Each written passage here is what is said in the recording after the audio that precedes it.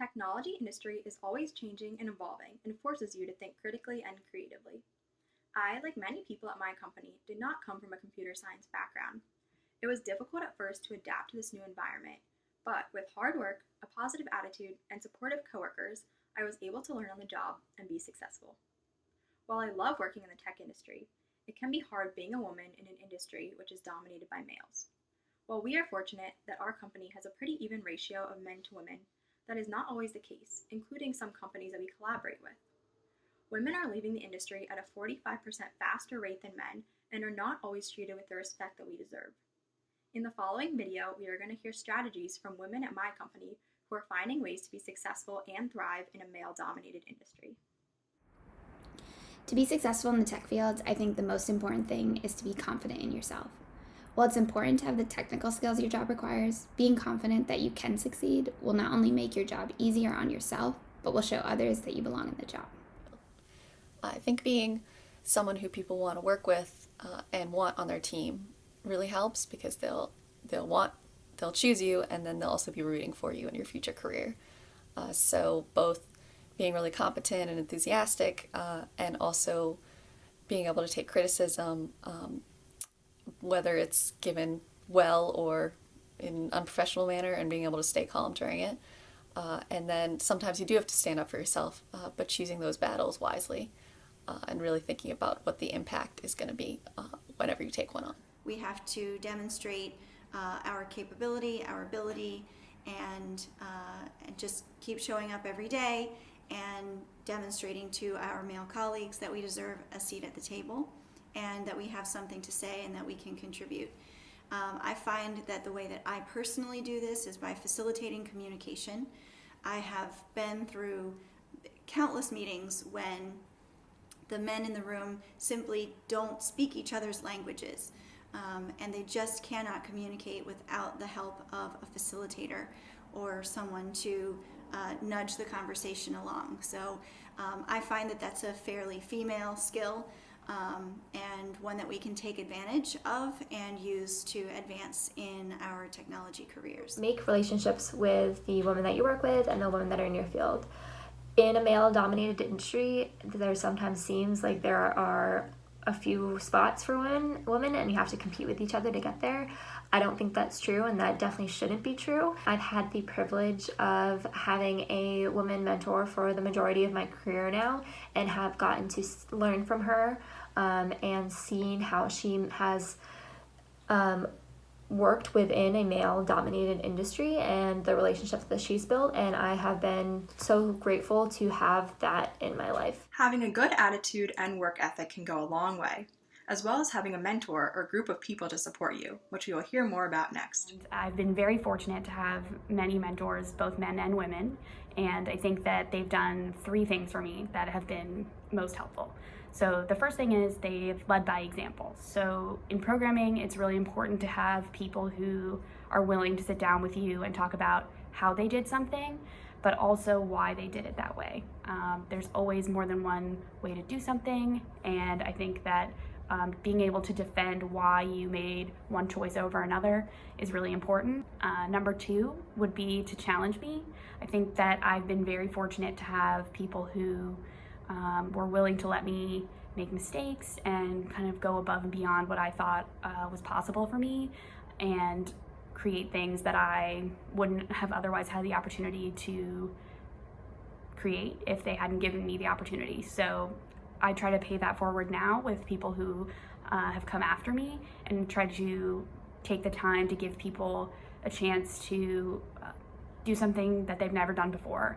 And even if they make mistakes, it's about the learning experience, and that's how you become a better programmer. And finally, receiving constructive feedback is something that my mentors really taught me how to do. And it's not an easy thing for anyone in any field, but in programming specifically, I think that it really can take your work product from one level to the next. Being able to accept outside feedback, and even if that means changing the course of what direction you were going in, accepting that that might be the best decision for the project or your code specifically, or just as a whole, I think it's a good professional skill for everyone. Coworkers and mentors that have helped me succeed by providing me a platform in which I can share my opinions. We work a lot with clients, which means we have people external from our company coming in and we have meetings with them. And there have been times where those meetings, all the questions and seeking of opinions goes to my male coworkers. And I've had quite a few instances where they've really made a deliberate attempt of saying, Emily, how would you like to do this, or trying to include my opinion in those meetings, and giving me the credibility that I need to be successful. So I've been thankful to have that kind of support. Having that person to lead by example, push you out of your comfort zone, and enhance your learning can really help take you to the next level in your career. So how can women make sure our ideas are heard, especially in a male-dominated environment?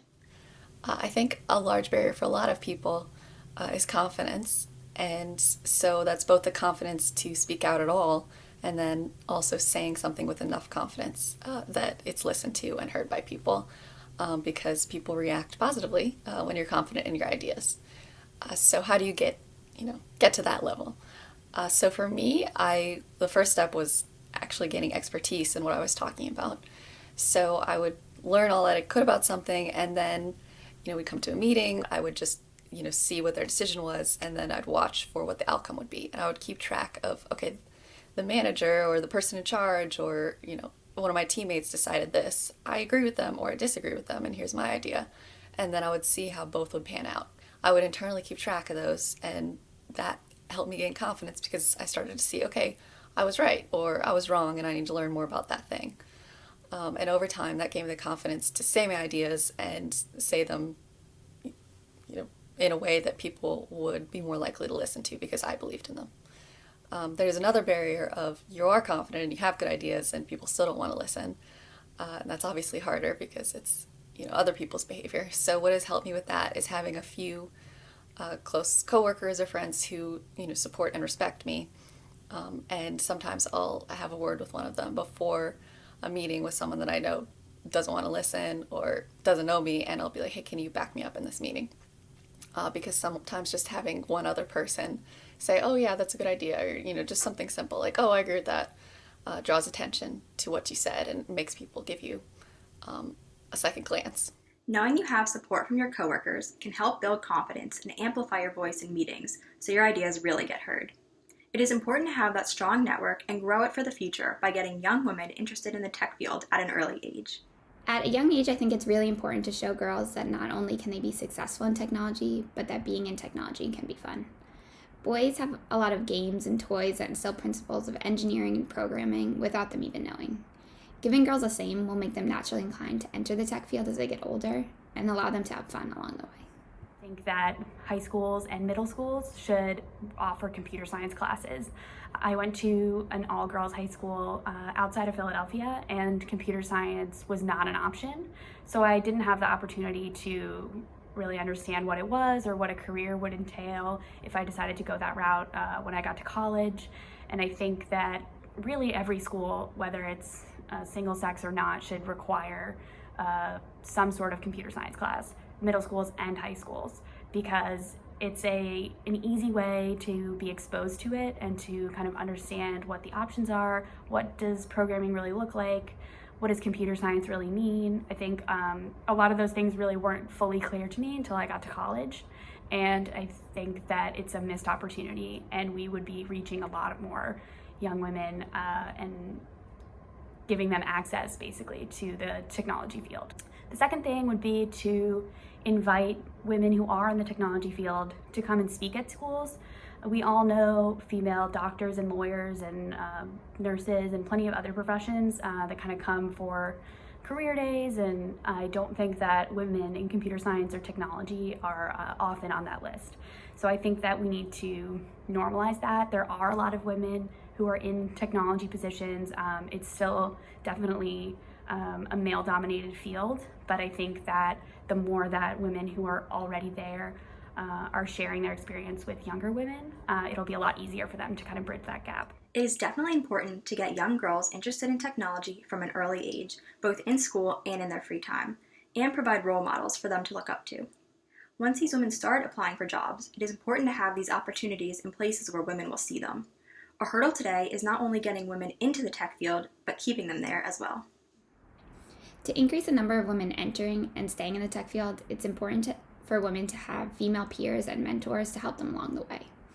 Throughout college and as I entered the workforce, having people who I could relate to and look up to was a big factor in my choice to pursue a job in the tech field. The tech industry can support this by supporting organizations that bring women in tech together and promote networking and mentorship. What can the tech industry do to decrease the number of women leaving? I think one thing would be to make sure that women aren't passed over as they move, through the ranks and don't get passed over for both promotions and leadership opportunities, because then they won't want to stay in the industry because they won't feel valued. And then the other thing would be what I think helps women in a lot of fields, which is making better maternity and paternity leave, because children aren't just the responsibility of a woman, and they shouldn't only affect the mother's career.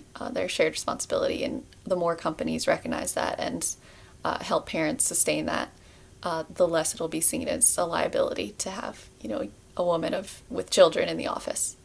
And the more women won't have to choose between their career and family life. That is definitely a big challenge women face, among many others. What challenges do you feel women face in technology, and how have you overcome them? So as women existing in the everyday world, we all know that we have this forced dichotomy where you're either weak or you're bossy, or you're overly emotional or you're cold-hearted. So no matter what industry you're in, you have to deal with not being either of these stereotypes, but still being authentic.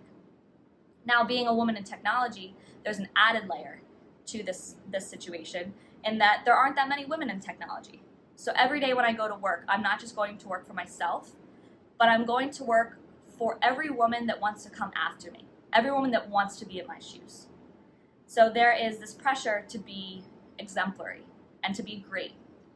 And this means that most women in technology try to go for perfection. This is a great burden of trying to be perfect and trying to never show any chinks in your armor.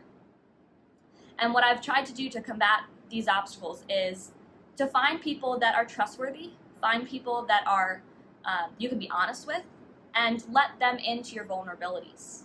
Show them how you're human. Show them when you mess up.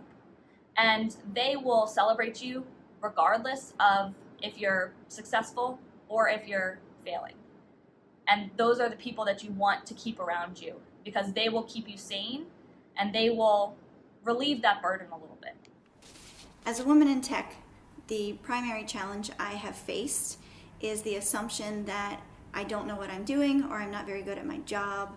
I have heard from colleagues, male in the past, because we are in a male-dominated industry, that they had no idea upon meeting me that I would be as good at my job as I am.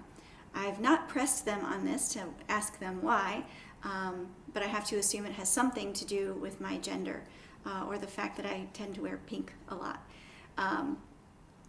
However, what I have done to overcome it is simply to work hard and prove myself. And over time, I have won over the doubters and been able to establish some really good relationships just by demonstrating that I will work hard and get things done. So I would advise others to do the same. Just keep working harder than our male counterparts and demonstrate your capability. There is that balance of working hard, being vulnerable, and holding people accountable if they say something offensive. Have you ever called someone out for their bias or unfair treatment? And how did you do it in a way that prevented them from being defensive, but still got your point across? So, one of the things I actually learned at the women's conference a couple years ago was to approach the situations with some humor, because it prevents people from being alienated by the conversation, but it also presents the information that everyone wants to be in on the joke, everyone wants to be on the same page, and it can really get the point across effectively as well. So one example I had of this was I was out to eat with two of my bosses, one of which is a woman, one of which is a man, and the woman said something that was really great insight, a great perspective. And then the man, without blinking an eye, repeated the exact same thing. And I looked at him and I said, oh, I'm pretty sure she just said the exact same thing. And I looked at her for confirmation and she said, yep, I did. And he realized that he messed up. He realized he made a mistake, but we didn't alienate him and make him really defensive because it was a joke. And he realized that he messed up, but we could still move on without making it a big deal, without making it a big disruption in the relationship.